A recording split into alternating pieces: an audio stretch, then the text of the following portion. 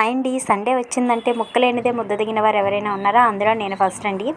Chicken అయితే శుభ్రంగా కడిగేసుకొని పసుపు, ఉప్పు, కారం అలాగే అల్లం వెల్లుల్లి పేస్ట్ కూడా వేసేసి మసాలాలన్నీ ముక్కలకి బాగా పట్టేలాగా ఇలా బాగా కలిపేసుకొని ఒక 1 అవర్ పాటు పక్కన పెట్టండి. 1 అవర్ తర్వాత ప్యాన్ తీసుకొని ఒక 4 టేబుల్ స్పూన్ ఆయిల్ వేసి కర్రీ లీవ్స్, ఉల్లిపాయలు వేసేసుకొని అవి బాగా ఫ్రై అయిన తర్వాత మరొక టేబుల్ స్పూన్ అల్లం వెల్లుల్లి పేస్ట్ కూడా వేసేయండి. వేసేసి అది కూడా పచ్చివాసన పోయేంత వరకు ఫ్రై అయిన తర్వాత మనం ముందుగా కలిపి పెట్టిన చికెన్ ఇందులో యాడ్ చేసేసుకొని బాగా అంతా కలిపేసుకొని ఇది బాగా ఫ్రై అయ్యేంత వరకు మధ్య మధ్యలో మూత పెడుతూ కలుపుతూ ఫ్రై చేసేసుకోండి. ఇలా కలుపుతూ ఫ్రై చేస్తూ వీడియోకి ఒక లైక్ ఇచ్చేయండి ఫ్రెండ్స్.